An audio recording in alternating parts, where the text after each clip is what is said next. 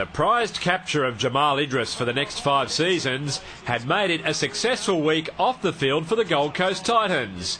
However, their most immediate concern was resurrecting their current campaign, which was looking shaky at 1-4 heading into round 6.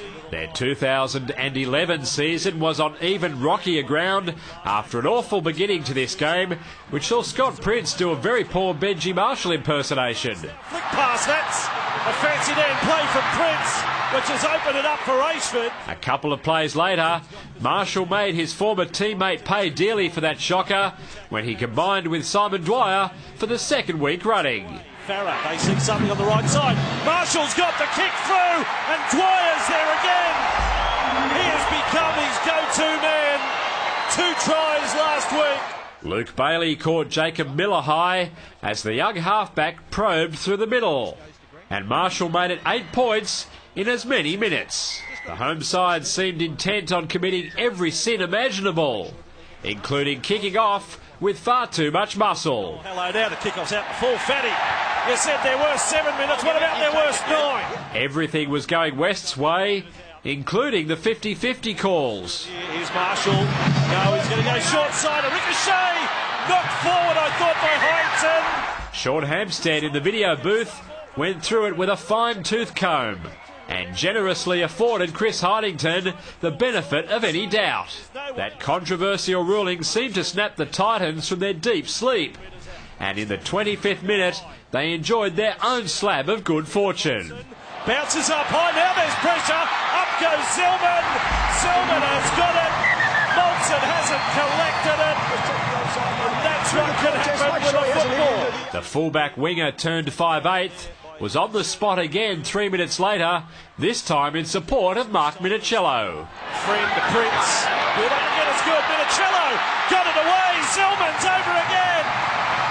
Zillman, the Zen factor. Greg Bird had eyes for a try, but all he got was a smack in the chops from Heinington, who may find himself on a high tackle charge as a consequence. By all rights, Zillman should have had his hat-trick on the cusp of half-time, but blew it. Will come down for you, Ty. Up go the Titans. Oh, Zillman. Zillman had a hat-trick there for the taking.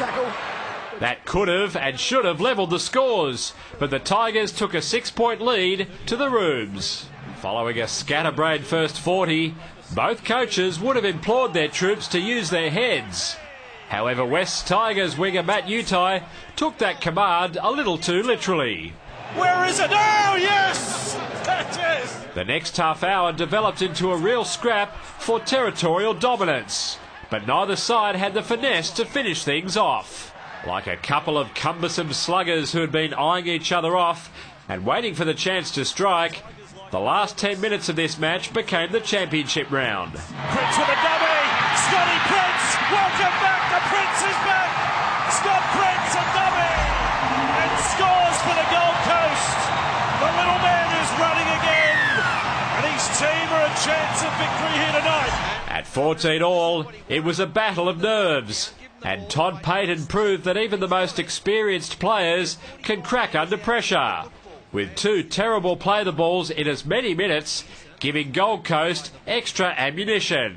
In between those 2 claggers, Prince put his 1-pointer attempt wide before getting cleaned up by Heinington. The Titans half was getting set to have another shy at the sticks with 2 minutes remaining when a couple of his forwards fooled everyone. They go short, they're going to try to win it! Minicello! It was the second time in 3 weeks that John Cartwright's crew had escaped from jail, although on this occasion they didn't need Golden Point extra time after racing in 20 points without reply to give their season a much-needed kick-along. We've had a tough start to the year. We probably haven't started the season like we have this year, and we really got into a hole, but I think tonight is a win that is really starting to get us out of it. David Rowlands, Big Pond Sport.